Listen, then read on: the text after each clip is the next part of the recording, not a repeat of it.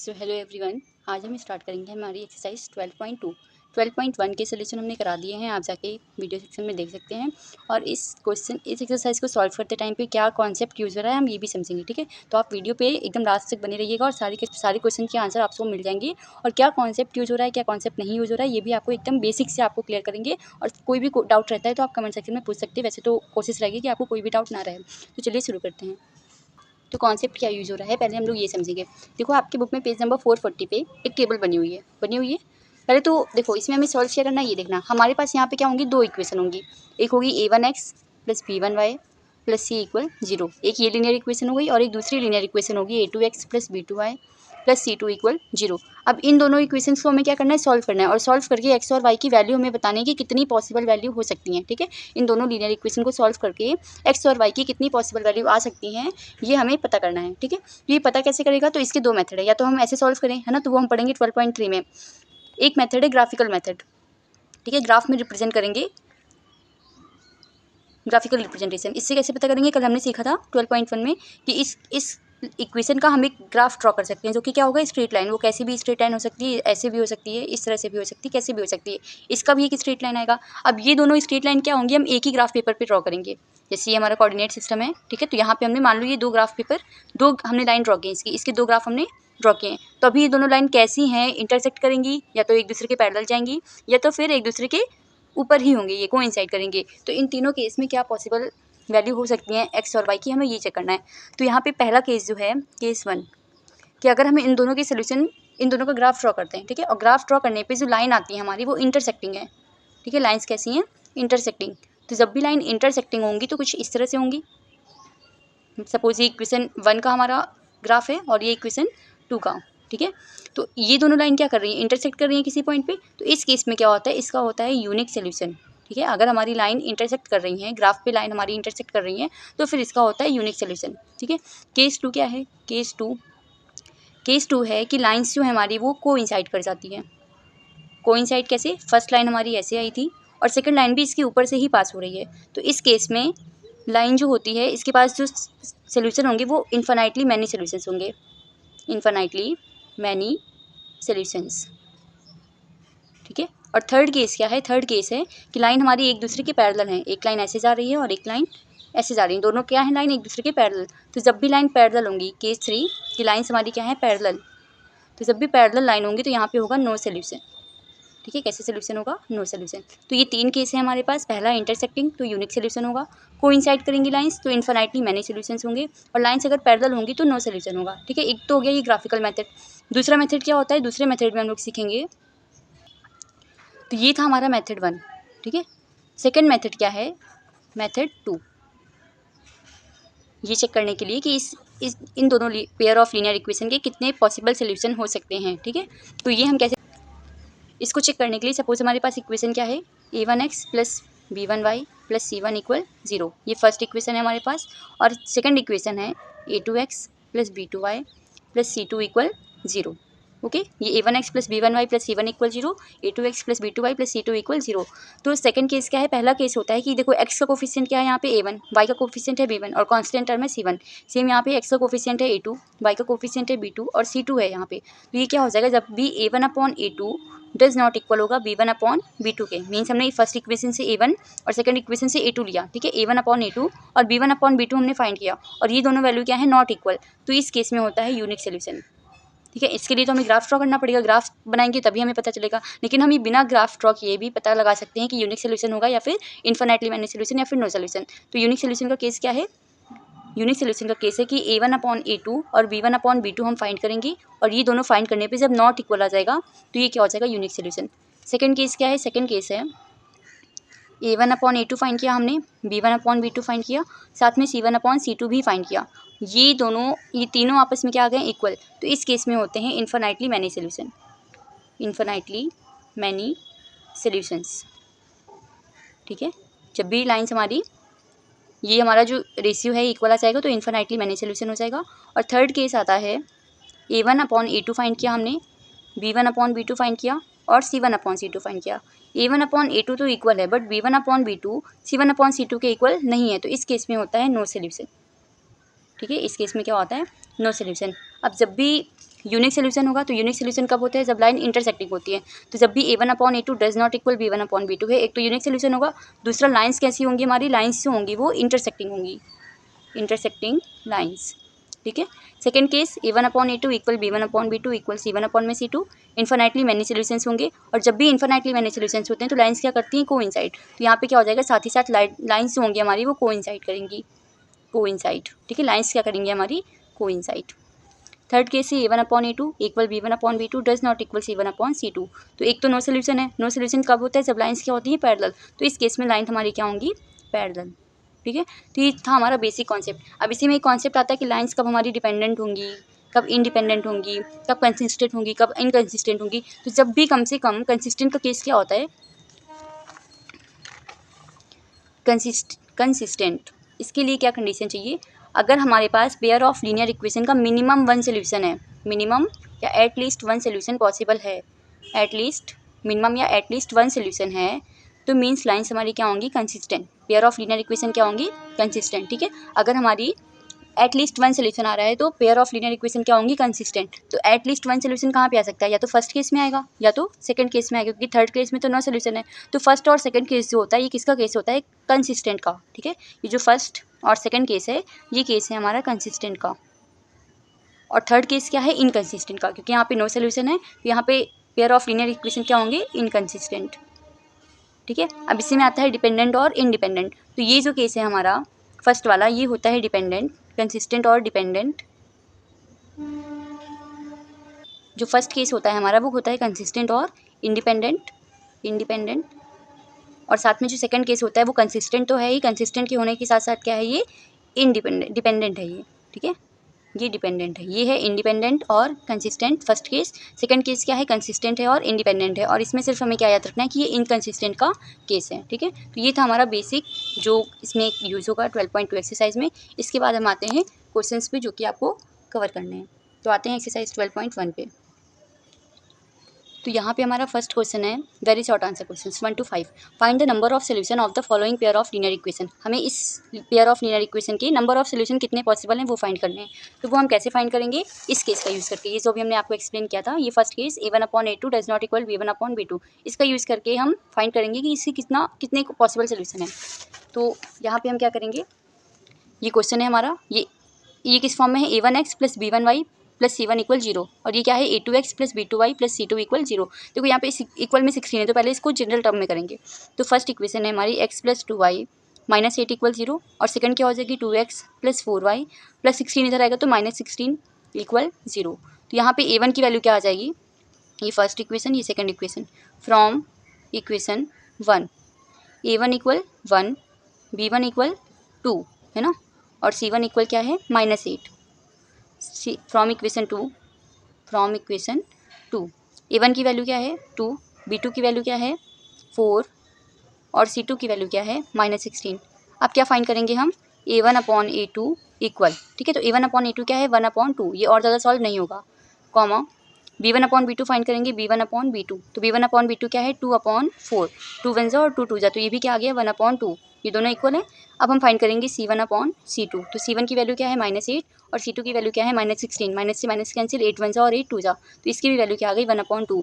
तो यहाँ पे हम क्या देख रहे हैं, here since a1/a2 equal b1/b2 equal c1/c2। और ये किसका केस है, ये हमारा केस है पैरेलल लाइंस का, ठीक है।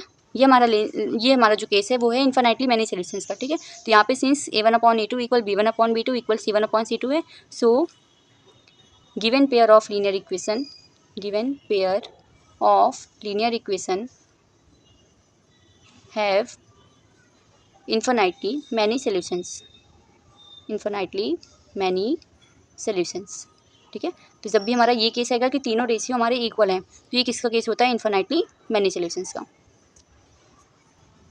नेक्स्ट है क्वेश्चन नंबर 2।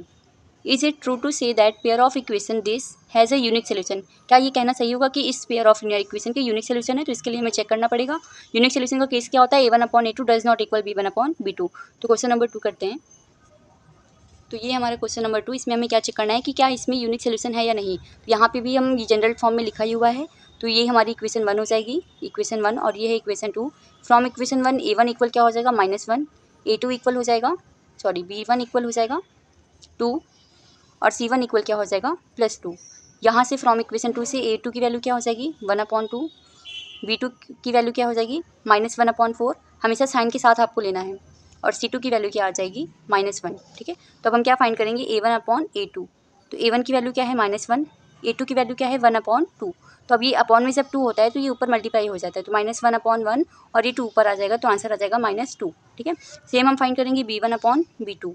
तो B1/B2 क्या है 2 अपॉन ये -1/4, 4 इधर साइड आएगा तो 2 अपॉन -1 इंटू 4, तो ये क्या हो जाएगा -8। अब देखो यहाँ पे ही A1/A2 की वैल्यू -2 है और B1/B2 की वैल्यू -8 है, तो क्या ये दोनों इक्वल है? नहीं। तो यहाँ लिखेंगे since A1/A2 does not equal B1/B2, so yes they have unique solution. ठीक है, और क्यों यूनिक सोल्यूशन है इसका रीज़न भी पूछा था हमें, justify your answer because A1/A2 does not equals to B1/B2। तो ये हो गया हमारा क्वेश्चन नंबर 2। नेक्स्ट आते हैं क्वेश्चन नंबर 3 पे। क्वेश्चन नंबर 3 है do the following pair of linear equation have no solution. हमें चेक करना है क्या इनका नो सोल्यूशन है। ठीक है, ये फर्स्ट क्वेश्चन, ये सेकंड क्वेश्चन, और हमें अपना आंसर भी जस्टिफाई करना है, तो इसको सॉल्व करते हैं। नंबर 3 हमारा ये है, यहाँ पे 2x, पहले इसको जनरल फॉर्म में कर लेंगे, 2x + 4y + 3 इधर आएगा तो -3 = 0। यहाँ पे y का टर्म पहले है, x का बाद में, तो पहले लिखेंगे 6x + 12y + 6 इधर आएगा तो -6 = 0। तो यहाँ से A1 की वैल्यू आ जाएगी 2, B1 की वैल्यू आ जाएगी y और C1 की वैल्यू आ जाएगी -3, एंड A2 की वैल्यू है 6, B2 की वैल्यू है 12 और C2 की वैल्यू है -6। ठीक है, तो अब क्या फाइंड करेंगे A1/A2। तो A1/A2 क्या हो जाएगा, A1/A2 होगा, A1 की वैल्यू क्या है 2 और A2 की वैल्यू क्या है 6, तो 2 1 और 2 3 जा, तो इसका आंसर आ जाएगा 1/3। अब निकालेंगे B1/B2। तो B1/B2 में क्या आएगा, B1 के साथ देखो क्या है, सॉरी यहाँ पे ये 4 है ना, B1 की वैल्यू 4, तो 4 और B2 की वैल्यू क्या है 12, तो 4 1 और 4 3 जा, ये भी आ गया 1/3। अब क्या फाइंड करेंगे C1/C2। तो C1 की वैल्यू क्या है -3 और C2 की वैल्यू क्या है -6 पक्का, -3 -6, 3 1 और 3 2 1, माइनस से माइनस कैंसिल, तो इसकी वैल्यू क्या आ गई 1/2। ठीक है, तो यहाँ पे हम क्या देख रहे हैं A1/A2 1/3 है, B1/B2 1/3 है, लेकिन C1/C2 क्या है 1/2। Since A1/A2 is equals to B1/B2 does not is equals to C1/C2, है ना, ये दोनों तो आपस में इक्वल है, लेकिन ये C1/C2 की वैल्यू डिफरेंट आ गई, तो ये इसके इक्वल नहीं है, और यही केस होता है हमारे नो सोल्यूशन का। So yes given pair of linear equation has no solution. ये हो गया थर्ड का फर्स्ट पार्ट। आते हैं सेकंड पार्ट पे। तो ये है हमारा सेकंड पार्ट, इसको सॉल्व करते हैं। तो यहाँ पे ये जनरल फॉर्म में है और ये नहीं है, तो यहाँ से 3x + 5 - 3 = 0 and 2x + 3y 2/3y +2 इधर आएगा तो -2 = 0। यहाँ से A1 की वैल्यू है 3, B1 की वैल्यू है 1 और C1 की वैल्यू है -3 एंड A2 की वैल्यू है इस इक्वेशन से 2, B2 की वैल्यू है 2/3 और C2 की वैल्यू है -2। ठीक है, अब क्या फाइंड करेंगे A1/A2। तो A1 की वैल्यू है 3 और A2 की वैल्यू है 2, 3/2 आ गया। B1/B2 फाइंड करेंगे तो B1 की वैल्यू है 1 और B2 की वैल्यू है 2/3, 2/3 अपॉन ऊपर जाएगा तो 1/2 इंटू 3, तो ये भी क्या आ गया 3/2।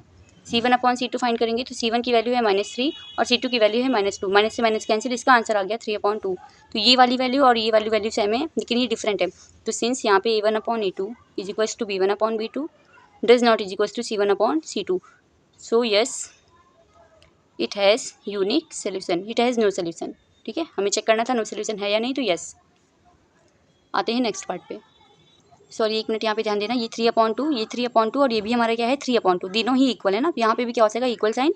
अब जब ये तीनों इक्वल होते हैं तो यहाँ पे क्या हो जाएगा इन्फिनिटली मैनी सोल्यूशन, तो इट हैज़ मैनी सोल्यूशंस, ये हो जाएगा, तो इसका आंसर क्या हो जाएगा no, it has many solution. ठीक है, ये हो गया थर्ड का सेकंड पार्ट। नेक्स्ट आते हैं फोर्थ क्वेश्चन पे। फोर्थ क्वेश्चन है do the following equation represent a pair of coincident line. तो कोइंसिडेंट लाइन कब होंगी, जब सोल्यूशन क्या होंगे हमारे पैरेलल। ठीक है, लाइन्स हमारी क्या होंगी एक दूसरे के ऊपर होंगी, मीन्स सारी रेशियो इक्वल होंगे। तो इसको कैसे फाइंड करेंगे, इसको सॉल्व करते हैं। ये हमारा क्वेश्चन नंबर 4 का फर्स्ट पार्ट। यहाँ पे है 4x + 3y -1 = 0 and 12x + 9y + 15 अंदर आएगा तो -15 = 0। हमें क्या चेक करना है कि क्या इसके पास कोइंसिडेंट लाइन है ना, कोइंसाइड कर रही है लाइन्स इसकी या नहीं। ठीक है, तो इसके लिए क्या कंडीशन होती है A1/A2 = B1/B2 = C1/C2। अभी हम फाइंड करेंगे A1/A2। पहले यहाँ पे लिख लेते हैं A1 की वैल्यू क्या है 4, B1 की वैल्यू है 3 और C1 की वैल्यू है -1 एंड यहाँ से A1 की वैल्यू है A2 की वैल्यू है 12 B2 की वैल्यू है 9 और C2 की वैल्यू है -15। सो A1 अपॉन A2 क्या हो जाएगा 4/12। 4 1 ज़ा 4 3 ज़ा, तो ये आ गया 1/3। अब फाइंड करेंगे B1 अपॉन B2। B1 की वैल्यू है 3 और B2 की वैल्यू है 9, तो 3 1 ज़ा और 3 3 ज़ा, ये भी क्या आ जाएगा 1/3। अब फाइंड करेंगे C1 अपॉन C2। तो C1 की वैल्यू है -1 और C2 की वैल्यू है -15, ये आ जाएगा 1/15। अब क्योंकि यहाँ पे A1 अपॉन A2 इक्वल है B1 अपॉन B2 के, but it does not is equals to C1 upon C2। But coincide का केस क्या होता है कि सारी लाइन्स हमारी सारी रेशियो इक्वल होना चाहिए, यहाँ पे सारी रेशियो इक्वल नहीं है। So no, it does not, the given pair of line do not coincide. ये हो गया आंसर कंप्लीट। नेक्स्ट आते हैं सेकेंड पार्ट पे। सेकेंड पार्ट है 3x प्लस 1/7y प्लस 3 इधर आएगा तो -3 equal 0 and 7x plus 3y plus 7 इधर आएगा तो -7 इक्वल 0।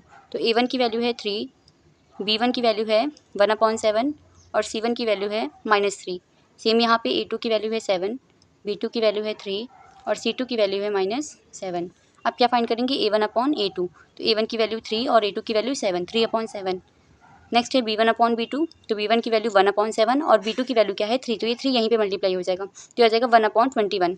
अब क्योंकि यही दोनों हमारा रेशियो इक्वल नहीं है, तो यहाँ पे A1 upon A2 does not is equals to B1 upon B2। और ये किसका केस होता है यूनिक सोल्यूशन का, तो क्या इसके पास, और यहाँ पे लाइन्स क्या करती है इंटरसेक्टिंग, है ना, ये किसका केस है इंटरसेक्टिंग लाइन का। तो क्या कोइंसाइड करेंगी लाइन्स ये वाली, नहीं करेंगी, तो इसका भी आंसर क्या हो जाएगा no, lines do not coincide, lines do not coincide. ये हो गया हमारे फोर्थ के दोनों पार्ट। नेक्स्ट है question number 5। Are the following pair of linear equation consistent. Consistent का क्या केस होता है, एटलीस्ट वन सोल्यूशन होना चाहिए, तो या तो हमारी लाइन्स इंटरसेक्टिंग हो या तो इन्फिनिटली मैनी सोल्यूशन हो, ठीक है, तो ये क्या होंगे कंसिस्टेंट। तो चलिए इसको सॉल्व करते हैं। ये हमारी क्वेश्चन नंबर 5 का फर्स्ट पार्ट। यहाँ पे x plus 2y minus 3 equal 0 है, यहाँ पे 6y plus 3x minus 9 equal 0। तो यहाँ पे x के टर्म को अरेंज कर लेंगे, ये हो जाएगा x plus 2y minus 3 equal 0 and 3x plus 6y minus 9 equal 0। अब यहाँ पे A1 की वैल्यू क्या है 1, B1 की वैल्यू है 2 और C1 की वैल्यू है -3। सेम यहाँ से A2 की वैल्यू है 3, B2 की वैल्यू है 6 और C2 की वैल्यू है -9। पहले हम फाइंड करेंगे A1 अपॉन A2, तो ये क्या है 1/3। अब फाइंड करेंगे B1 अपॉन B2, तो ये हो जाएगा 2 और अपॉन में 6, तो 2 1 और 2 3 जा, ठीक है। अभी क्या फाइंड करेंगे C1 अपॉन C2, तो C1 की वैल्यू है -3 और C2 की वैल्यू है -9, माइनस से माइनस कैंसिल, 3 1 और 3 3 जा। तो यहाँ पे तीनों क्या है इक्वल, और ये किसका केस होता है पैरेलल लाइन्स का। और जब लाइन्स पैरेलल होती है हमारी, सॉरी ये केस है हमारा कोइंसिडेंट लाइन का, और जब भी लाइन कोइंसिडेंट होती हैं तो इन्फिनिटली मैनी सोल्यूशंस होते हैं, ठीक है। तो यहाँ पे since A1 upon A2 is equals to B1 upon B2 equals to C1 upon C2, ठीक है। तो लाइन्स क्या होंगी कंसिस्टेंट। क्यों कंसिस्टेंट होंगी, क्योंकि यहाँ पे इन्फिनिटली मैनी सोल्यूशन है, इन्फिनिटली मैनी सोल्यूशंस। तो इसका आंसर क्या हो जाएगा यस, ठीक है, yes these lines are consistent. Next आते हैं सेकंड पार्ट पे। तो ये हमारा 5 का सेकंड पार्ट, इसको पहले स्टैंडर्ड फॉर्म में कर लेंगे। 6x प्लस 2y प्लस 8 इधर आएगा तो -8 equal 0 and 6x minus 4y plus 9 इधर आएगा तो -9 इक्वल 0। यहाँ से A1 की वैल्यू आ जाएगी 3, B1 की वैल्यू आ जाएगी 2 और C1 की वैल्यू आ जाएगी -8। सेम यहाँ से A2 की वैल्यू आ जाएगी 6, B2 की वैल्यू -4 और C2 की वैल्यू -9। अभी क्या फाइंड करेंगे A1 अपॉन A2, तो A1 की वैल्यू 3 और A2 की वैल्यू 6, तो 3 1 और 3 2 जा, इसका आंसर क्या आ जाएगा 1/2। अब फाइंड करेंगे B1 अपॉन B2, B1 की वैल्यू है 2 और B2 की वैल्यू है -4, 2 1 और 2 2 जा, तो आंसर क्या आ जाएगा -1/2। सेम आ जाएगा C1 अपॉन C2, तो C1 की वैल्यू है -8 और C2 की वैल्यू है -9, तो ये हमारा इक्वल नहीं है, ठीक है। और ये भी देखो हमारा A1 3 6 है 2, ये भी देखो A1 अपॉन A2 भी B1 अपॉन B2 के इक्वल नहीं है, क्योंकि यहाँ पे प्लस का 1/2 है और यहाँ पे माइनस का 1/2 है। तो यहाँ पे क्या है A1 upon A2 does not is equals to B1 upon B2। तो इस केस में सोल्यूशन क्या होते हैं यूनिक सोल्यूशन, तो एटलीस्ट वन सोल्यूशन तो है ये, तो ये भी लाइन्स क्या हो जाएंगी हमारी कंसिस्टेंट, ठीक है, consistent. Yes these lines are consistent. ये हो गया 5 का सेकंड पार्ट।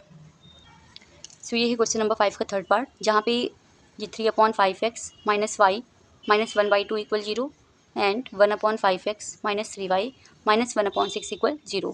तो यहाँ से A1 की वैल्यू है 3/5, B1 की वैल्यू है -1 और C1 की वैल्यू है -1/2। सेम यहाँ से A2 की वैल्यू है 1/5, B2 की वैल्यू है -3 और C2 की वैल्यू है -1/6। अब फाइंड करेंगे A1 अपॉन B2, तो A1 अपॉन A2 की वैल्यू है 3/5 और A2 क्या है 1/5, तो 1 यहाँ पे रहेगा और 5 ऊपर, 5 से 5 कैंसिल, तो आ जाएगा 3/1। B1/B2 फाइंड करेंगे तो B1 की वैल्यू है -1 और B2 की वैल्यू है 3। तो क्या ये दोनों इक्वल है? नहीं, 3 यहाँ पे +3 और यहाँ पे माइनस का 1/3। Since A1/A2 does not equal B1/B2, तो यहाँ पे क्या हो जाएंगे? Unique solution. और जब भी यूनिक सोल्यूशंस होंगे तो लाइंस क्या होती है हमारी? कंसिस्टेंट। ठीक है, यहाँ पे लिख देंगे yes given pair of lines are consistent, lines are consistent. Next आते हैं फोर्थ पार्ट पे। तो ये हमारा 5 का फोर्थ पार्ट, इसको स्टैंडर्ड फॉर्म में कर लेते हैं। तो 2ax प्लस by प्लस इधर आएगा तो -a = 0 and 4ax plus 2by minus 2a = 0। तो यहाँ पे x का कोफिशिएंट क्या है? 2a, तो a1 की वैल्यू आ जाएगी 2a, b1 की वैल्यू आ जाएगी b और c1 की वैल्यू आ जाएगी -a। ठीक है, साथ में यहाँ पे x का कोफिशिएंट क्या है? 4 है, तो a1 की वैल्यू आ जाएगी 4a, b2 की वैल्यू आ जाएगी 2b और c2 की वैल्यू आ जाएगी -2a। अब क्या फाइंड करेंगे? A1/A2, A1 की वैल्यू 2a और A2 की वैल्यू 4/a। a से a कैंसिल, 2 बन जाए 2 2 जाए, तो इसकी वैल्यू आ गई 1/2। अब फाइंड करेंगे B1/B2, तो B1 की वैल्यू है b और B2 की वैल्यू है 2b, b से b कैंसिल, इसका भी आंसर आ गया 1/2। अब फाइंड करेंगे C1/C2, C1 की वैल्यू है -a और C2 की वैल्यू है -2/a, a से a कैंसिल, माइनस से माइनस, तो ये भी आ गया 1/2। सिंस यहाँ पे A1/A2 equal B1/B2 equal C1/C2 है, सो ये भी क्या होगा? कंसिस्टेंट। ठीक है, given pair of lines are consistent, lines are consistent. तो ये 1 to 5 के सारे पार्ट हमारे कवर हो गए। नेक्स्ट आते हैं क्वेश्चन नंबर 6 पे। तो क्वेश्चन नंबर 6 क्या कह रहा है? Find the value of k for which the following pair of linear equation have a unique solution. हमें k की वैल्यू फाइंड करनी है। फाइंड करने पे हमारे पास इस इक्वेशन की वैल्यू क्या हो जाएगी? यूनिक सोल्यूशन हो जाएंगे। तो यूनिक सोल्यूशन का केस जो होता है उसी का यूज़ करके हम इसका सोल्यूशन फाइंड करेंगे। तो इसका सोल्यूशन देखते हैं। ये हमारे पास क्वेश्चन है जो कि स्टैंडर्ड फॉर्म में है। तो a1 की वैल्यू है 7 और b1 की वैल्यू क्या है? -5 और c1 की वैल्यू क्या है? -4। जबकि यूनिक सोल्यूशन में हमें A1/A2 डज नॉट, देखो कंडीशन क्या होती है? A1/A2 does not equal B1/B2, तो हमें सिर्फ A1A2 और B1B2 ही चाहिए। तो c1 लिख भी सकते हैं, नहीं भी लिख सकते हैं। साथ में यहाँ पे A2 की वैल्यू क्या है? 14 और B2 की वैल्यू है k, c2 भी लिख सकते हैं 4। अब यहाँ क्या करेंगे? A1/A2 does not is equals to B1/B2। ठीक है, तो A1 की वैल्यू क्या हो जाएगी? 7, A2 की वैल्यू क्या है? 14, डज नॉट इक्वल, B1 की वैल्यू क्या है? -5 और B2 की वैल्यू क्या है? k। ठीक है, 7 1 जा और 7 2 जा, तो ये आ गया 1/2 does not equal -5/k।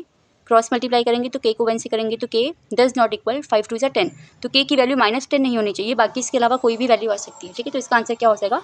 All real number और रियल नंबर एक्सेप्ट -10। तो k की वैल्यू क्या हो सकती है? आंसर क्या हो जाएगा? k की वैल्यू सारे रियल नंबर हो सकते हैं, 1 2 3 4 5, डेसिमल नंबर, रैशनल इरेशनल कोई भी नंबर हो सकता है, लेकिन ये नंबर नहीं हो सकता, -10 नहीं हो सकता। ठीक है, तो ये हो गया क्वेश्चन नंबर 6 का फर्स्ट पार्ट। नेक्स्ट है क्वेश्चन नंबर 6 का सेकंड पार्ट, जो कि इस तरह से है। तो यहाँ पे पहले स्टैंडर्ड A1A2, ये A1 B1 और ये A2 B2, तो पहले स्टैंडर्ड फॉर्म में कर लो। A1 kx + 2y - 3 = 0 and 3x + 6y - 10 = 0। हमें सिर्फ क्या चाहिए? A1 B1 और A2 B2। तो A1 की वैल्यू क्या है? k और B1 की वैल्यू है 2 और यहाँ से A2 की वैल्यू है 3 और B2 की वैल्यू है 6। ठीक है, तो यूनिक सोल्यूशन के लिए क्या होता है? A1/A2 does not equal B1/B2। ठीक है, यहाँ पे लिखेंगे फॉर यूनिक सोल्यूशन A1 की वैल्यू k, A2 की value 3 does not equal B1 की वैल्यू 2, B2 की वैल्यू 6, 2 1 जा और 2 3 जा, तो k/3 डज नॉट इक्वल हो जाएगा 1/3। क्रॉस मल्टीप्लाई करेंगे तो 3 × k हो जाएगा 3k, does not equal 3 × 1 3, k does not equal 3/, ये 3 इधर आएगा तो 3 से 3 कैंसिल, तो आ जाएगा 1, तो k डज नॉट इक्वल क्या आ जाएगा? 1। तो k की सारी वैल्यू हो सकती है लेकिन 1 नहीं हो सकती, तो इसका आंसर क्या हो जाएगा? आंसर इसका हो जाएगा k could be all real number except 1। ठीक है, k की वैल्यू 1 को छोड़ के कुछ भी हो सकती है। तो ये हो गया क्वेश्चन नंबर 6। नेक्स्ट है क्वेश्चन नंबर 7। क्वेश्चन नंबर 7 में क्या करना है? Find the value of p for which the following pair of linear equation have no solution. No solution के लिए p की वैल्यू क्या हो सकती है? ठीक है, तो नो सोल्यूशन का केस क्या होता है कि A1/A2 equal B1/B2 does not equal C1/C2, तो इसको हम यूज़ करेंगे। तो यहाँ पे हमारा क्वेश्चन है, जिसको पहले स्टैंडर्ड फॉर्म में कर लेंगे। -x + py -1 = 0 एंड px -5 + 1 इधर आएगा तो -1 = 0। यहाँ से A1 की वैल्यू हो जाएगी -1, B1 की वैल्यू हो जाएगी p और C1 की वैल्यू हो जाएगी -1। सेम यहाँ से A2 की वैल्यू हो जाएगी p, B2 हो जाएगा -1 और C2 हो जाएगा -1। अब क्या फाइंड करेंगे? A1/A2। A1/A2 क्या है? -1 और A2 क्या है? p। ठीक है, और C1/C2, B1/B2 क्या है? B1/B2 है हमारा, p में इसकी वैल्यू है -1। ठीक है, तो इसको हम क्या करेंगे? इसका for no solution A1/A2 equal B1/B2 does not equal C1/C2। तो A1/A2 क्या आ गया -1/P इक्वल B1/B2 क्या है P/-1 does not equal C1/C2 क्या आ जाएगा C1/C2। C1 की वैल्यू है -1 और C2 की वैल्यू भी क्या है -1, तो ये आ जाएगा 1/1। ठीक है, तो ये हो जाएगा इक्वल में 1/1। तो हम इन दोनों को साथ लेकर के सॉल्व कर सकते हैं। ठीक है, इन दोनों को हम क्या करेंगे साथ लेकर को सॉल्व करेंगे। तो यहाँ पे लिखेंगे taking A1/A2 equal B1/B2, taking A1/A2 equal B1/B2। तो A1/A2 की वैल्यू थी -1/P equal P/-1, -1/P equal P/-1। P से P मल्टीप्लाई करेंगे तो P इंटू P इक्वल हो जाएगा -1 इंटू -1, P इंटू P हो जाएगा P² इक्वल माइनस प्लस 1 1 1, तो P स्क्वायर इक्वल हो गया 1। P इक्वल क्या हो जाएगा √1 और की 1 किसका स्क्वायर होता है 1 का, तो P की वैल्यू क्या हो सकती है 1। तो ये हो गया हमारे क्वेश्चन नंबर 7 का फर्स्ट पार्ट। नेक्स्ट आते हैं सेकंड पार्ट पे। तो ये है क्वेश्चन नंबर 7 का सेकंड पार्ट। इसको स्टैंडर्ड फॉर्म में करेंगे तो 3P + 1x + 3y + 2 इधर आएगा तो -2 equal 0 and P² + 1x + P - 2y -5 equal 0। तो यहाँ से A1 की वैल्यू है 3P + 1, B1 की वैल्यू है 3 और C1 की वैल्यू है -2। सेम यहाँ से A2 की वैल्यू है P² + 1, B2 की वैल्यू है -2, C की वैल्यू है -5। अभी हम क्या करेंगे for no solution A1/A2 equal B1/B2 C की वैल्यू पुट करेंगे 3 + 1 स्क्वायर इक्वल 1 की वैल्यू 3 और B2 की value P-2 is not equal -2 और C की वैल्यू A1/A2 इक्वल B1/B2। ये क्या हो जाएगा 3P + 1 इक्वल 3/P - 2 मल्टीप्लाई करेंगे P² 1 को 3 स्क्वायर प्लस 3 और यहाँ -3P² को करेंगे हो जाएगा 3P² + 3 × 1 = 3 इक्वल 3P को P से करेंगे तो 3P², फिर 3P को 2 से करेंगे तो -6P, 1 को P से करेंगे तो +P ± -2। ये क्या हो जाएगा 3P। देखो सब दोनों साइड नंबर होता है और सेम साइन होता है तो इसको हम कैंसिल कर सकते हैं। तो यहाँ से क्या आ जाएगा 3 इक्वल -6P + B क्या हो जाएगा -5P -2 इधर आएगा तो क्या हो जाएगा 3 + 2 इक्वल में -5। 3 + 2 क्या हो जाएगा 5 इक्वल -5P, -5 इधर आएगा तो बॉन्ड में और 5 1 जाओ कैंसिल हो जाएगा, -1 इक्वल क्या आ जाएगा P। तो P की वैल्यू यहाँ से क्या आ जाएगी -1। ये हो गया क्वेश्चन नंबर 7। तो इसके आगे के पार्ट हम कवर करेंगे नेक्स्ट पार्ट में। तब तक के लिए इस वीडियो को लाइक कीजिए, शेयर कीजिए और चैनल को सब्सक्राइब कीजिए। Thank you.